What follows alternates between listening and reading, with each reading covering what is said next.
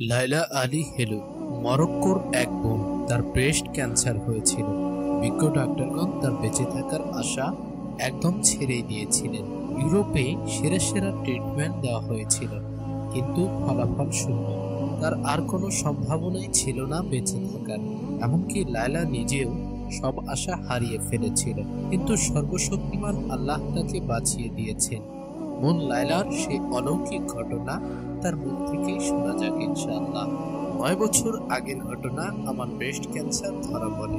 সবাই জানে ক্যান্সার শব্দটা কতটুকু ভীতিকর। আল্লাহর উপর ঈমান দুর্বল ছিল আমার। আমি আল্লাহর স্মরণ থেকে সম্পূর্ণরূপে দূরে সরে গিয়েছিলাম, আর ভাবতাম আমার এই সৌন্দর্য ও সুস্বাস্থ্য সারা জীবন অটুট থাকবে। আমি কখনোই ভাবিনি ক্যান্সারের মতো মরণ ব্যাধি আমার শরীরে বাসা বাঁধবে। আমি যখন আমার রোগীর ব্যাপারে জানতে পারি, তখন খুব করে এটা থেকে মুক্তি পেতে চাচ্ছিলাম। পালাবার পথ খুঁজতাম, বাঁচতে চাইতাম, কিন্তু সেই পথ কোথায়? পৃথিবীর কোন প্রান্তে যাব আমি? এই মরণব্যাধি থেকে কিভাবে মুক্তি পাব? একবার আত্মহত্যার কথা ভেবেছিলাম, কিন্তু আমি আমার স্বামী আর সন্তানদের খুবই ভালোবাসতাম। তাছাড়া ইসলামিক শরিয়া অনুযায়ী আত্মহত্যার মতো মহাপাপের শাস্তি কি হবে সেটাও ভাবনায় আসেনি তখন। কারণ আমি আগেই বলেছি, আমি আল্লাহর স্মরণ থেকে একদম দূরে ছিলাম। আলহামদুলিল্লাহ, মহান আল্লাহর ইচ্ছায় এই মরণ ব্যাধি আমার হিদায়াতের কারণ হয়েছে। আর আমি মনে করি অনেক গাফিল মানুষের জন্য আমার এই ঘটনা হিদায়াতের কারণ হবে ইনশাআল্লাহ। আমি বেলজিয়ামে গিয়েছিলাম, সেখানে অনেক ডাক্তার দেখিয়েছিলাম।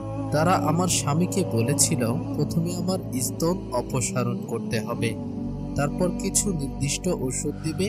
আমি জানতাম এই ধরনের পাওয়ারফুল ওষুধ খেলে আমার চুল পড়ে যাবে, চোখ ঝলসে যাবে, আর আমি অন্ধ হয়ে যাব। এমনকি এই ঔষধ সেবন করলে মুখের উপর দাড়ি গজায়, নখ ও দাঁত ভেঙে যায়। আমি কোনোভাবেই সেই ওষুধ খেতে রাজি হলাম না। আমি ডাক্তারকে তুলনামূলকভাবে কম কার্যকর অন্য কোনো ওষুধের কোর্স দিতে বললাম। মরক্কো চলে এলাম। সেখানে যাওয়ার পর আমার শরীরে খারাপ কোনো কিছুর প্রভাব অনুভব করতাম না। আমি এতটাই সুস্থতা অনুভব করছিলাম যে ভাবতাম ডাক্তার হয়তো ভুল রিপোর্ট দিয়েছে। আসলে আমার ক্যান্সারই হয়নি, কিন্তু প্রায় 6 মাস পরে খুব দ্রুত আমার ওজন কমতে শুরু করে। আমার শরীরের রং পরিবর্তন হয়ে যায়, শরীর জুড়ে ক্রমাগত ব্যথা শুরু হয়। এই হাল দেখে আমার মরক্কান ডাক্তার আমাকে ইউরোপে ফিরে যাওয়ার পরামর্শ দিলেন। আমরা তার কথা মতো রওনা দিই। সেখানকার ডাক্তাররা আমার স্বামীকে বলেছিল আমার ফুসফুসে ক্যান্সার সম্পূর্ণভাবে সংক্রমিত হয়ে গেছে। এখন আর এই আমার জন্য কোনো চিকিৎসার পথ খোলা নেই।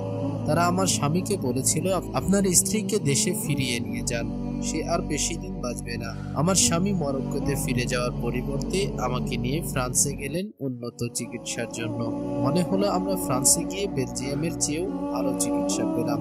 অবশেষে আমরা অপারেশন করে আমার স্তন অপসারণের জন্য হাসপাতালে ভর্তি হওয়ার সিদ্ধান্ত নিলাম। পাশাপাশি ডাক্তারদের নির্দেশিত ওষুধ সেবন করতেও ইচ্ছা পোষণ করলাম। ঠিক এই সময়ে আমার স্বামী এমন কিছু নিয়ে ভাবেন যা আমার চিন্তাতেও আগে কখনো আসেনি। তিনি আমাকে নিয়ে মক্কায় আল্লাহর ঘর তাওয়াফ করার ইচ্ছা পোষণ করলো। এটা শুনে আল্লাহর প্রতি প্রবল ভালোবাসা অনুভব করলাম আমি। পবিত্র ঘর আল্লাহর ঘরে যাওয়ার জন্য বুকটা যেন ফেটে যাচ্ছিল। মন চাচ্ছিল তখনই আল্লাহর ঘরে গিয়ে আল্লাহর সামনে দাঁড়াতে, আমার এই সমস্যাটির সমাধান চাইতে। প্রথমবারের মতো পবিত্র কাবা ঘর তাওয়াফ করার সুযোগ পেয়ে আমার খুব খুশি লাগছিল। আর প্রথমবারের মতো আমি প্যারিস থেকে কোরআনের একটি কপিও কিনে ফেললাম। আমরা সোজা মক্কায় গেলাম। যখন পবিত্র মসজিদে প্রবেশ করলাম আর প্রথমে কাবাকে দেখলাম, তখন চিৎকার করে কেঁদে ফেললাম। বলতে লাগলাম সুবহানাল্লাহ, আল্লাহর ইবাদতের জায়গা, পবিত্র মসজিদ, মুসলিমদের বিশাল জনগোষ্ঠী, তাদের মহানুভবতা, দানশীলতা, আর আমার রবের কি নিখুঁত মহিমা। আমি চিৎকার করে কাঁদতে থাকলাম। আমি জানি আমি কোনোদিনই এখানে আসতে পারতাম না যদি না আমার রব চাইতেন। আমি দুনিয়াবি কাজে এতটাই ডুবে গিয়েছিলাম যে এখানে আসার সুযোগের সন্ধানও করিনি কোনোদিন। আমি দোয়া করতে লাগলাম, হে আমার রব, ডাক্তাররা আমাকে নিরাময় করতে অক্ষম, কিন্তু তুমি অক্ষম নও, বরং তুমি তো প্রত্যেক রোগের নিরাময় করে থাকো। এই মুহূর্তে তোমার দয়ার দরজা ছাড়া আমার কাছে আর কোনো দরজাই অবশিষ্ট নেই। দয়া করো ও আল্লাহ, রহম করো। আমি দোয়া করছিলাম আর কাবা তাওয়াফ করছিলাম। আল্লাহ আমাকে হতাশ করেননি, খালি হাতেও ফিরিয়ে দেননি। আলহামদুলিল্লাহ। আগেই বলেছি যে আল্লাহর দ্বীনের ব্যাপারে আমি সম্পূর্ণ অজ্ঞ ছিলাম। তাই সেখানকার বিজ্ঞ আলেমদের কাছে গেলাম, অনুরোধ করলাম যেন আমাকে মৌলিক ইলম অর্জনের জন্য যে কোনো কিতাবের নির্দেশনা দেন, যেটা পড়ে সহজেই তাওবার নিয়ম শেখা যায়। তারা আমাকে বেশি বেশি কোরআন তেলাওয়াত করার নাসিহা দেন আর আমাকে জমজমের পানি দিয়ে প্রচুর পরিমাণে তাদাল্লু করার পরামর্শ দেন। তাদাল্লু, জমজমের পানি ততক্ষণ পান করা যতক্ষণ না তা পাঁজর পর্যন্ত পৌঁছায়, আর উঠতে বসতে আল্লাহর জিকির করার উপদেশ দেন। নবী সাল্লাল্লাহু আলাইহি ওয়াসাল্লামের উপর বেশি বেশি দরুদ ও সালাম পেশ করতেও বলেন। বিশ্বাস করুন, আল্লাহর এই পবিত্র ঘরে আমি খুব নিরাপদ বোধ করছিলাম। আমি আমার স্বামীকে অনুরোধ করেছিলাম তিনি যেন আমাকে হোটেলে না নিয়ে যান। কাবা প্রাঙ্গণেই প্রতিটা মুহূর্ত কাটাতে চেয়েছিলাম। তিনি আমাকে অনুমতি দিলেন সেখানে থাকার জন্য। পবিত্র কাবা প্রাঙ্গণে আমার পাশে কিছু মিশরীয় ও তুর্কি বোন ছিল। তারা আমাকে এত কান্নাকাটি করার কারণ জিজ্ঞেস করেছিল। আমি তাদের বলেছিলাম আমি এই প্রথম আল্লাহর ঘরে এসেছি, কখনো ভাবিনি যে আমি এতটা ভালোবেসে ফেলবো এই পবিত্র প্রাঙ্গণকে। আমি তাদেরকে আমার ক্যান্সারের কথা বলেছিলাম। তারা সবসময় আমার পাশেই থাকতো, এক মুহূর্তের জন্যও আমাকে ছাড়তো না। তারাও তাদের স্বামীদের কাছ থেকে আমার সাথে মসজিদে থাকার অনুমতি নিয়েছিল। সেই রাতগুলিতে আমাদেরকে তেমন ঘুমে পেত না। খাওয়া দাওয়া তো নেই বললেই চলে, যাও খেতাম তাও খুবই সামান্য পরিমাণে, তবে জমজমের পানি খেতাম প্রচুর পরিমাণে। এ ব্যাপারে রাসূলুল্লাহ সাল্লাল্লাহু আলাইহি ওয়াসাল্লাম বলেন, নিশ্চয়ই তা সুখাদ্য এবং রোগের শিফা। অপর হাদিসে তিনি বলেন, জমজমের পানি যে উদ্দেশ্যে পান করা হয় তা পূরণ হবে। কাবা প্রাঙ্গণে থাকাকালীন আমরা কোনো ক্ষুধা অনুভব করতাম না। আমরা আল্লাহর ঘর তাওয়াফ করেই যাচ্ছিলাম আর মুখে লেগে থাকতো কোরআনের সুমিষ্ট আয়াতসমূহ। আমাদের রাত দিন, প্রতিটি ক্ষণ, প্রতিটি মুহূর্ত এভাবেই পার হতে লাগলো। যখন আমি রোগাক্রান্ত ও পাতলা শরীর নিয়ে আল্লাহর ঘরে এসেছিলাম, আমার শরীরের ঊর্ধ্ব অংশ এবং আমার বুক স্ফীত হয়ে এসেছিল। বুক থেকে রক্ত পুঁজ আসতো বিধায় বুকের উপরের চারিপাশটাতে ক্যান্সার ছড়িয়ে পড়েছিল। পরিচিত সেই দিনী বোনেরা আমার শরীরের উপরের অংশে জমজমের পানি দিয়ে ধুয়ে মুছে দিত প্রতিনিয়ত, কিন্তু আমি ওই অংশটা স্পর্শ করতে ভয় পেতাম। আমার অসুস্থতা আমার মনে ভয় ঢুকিয়ে দিয়েছিল। ভয়টা আমাকে এতটাই পেয়ে বসেছিল যে আমার কাছে মনে হতো এই অসুস্থতার কথা মনে রাখতে গিয়ে আমি আমার রবের ইবাদত ঠিকঠাক করতে পারবো না। তাই আমি শুধু জমজমের পানি দিয়ে শরীর ধুয়ে ফেলতাম আর ক্যান্সার ছড়িয়ে পড়া অংশের দিকে কোনো ভ্রুক্ষেপই করতাম না। মাথায় শুধু একটাই চিন্তা, আর তা হলো কিভাবে আমার রবের সন্তুষ্টি অর্জন করব। পঞ্চম দিন আমার বোনেরা এক প্রকার জোর করেই বসলো আমি যেন আমার পুরো শরীর জমজমের পানি দিয়ে ধুয়ে মুছে ফেলি।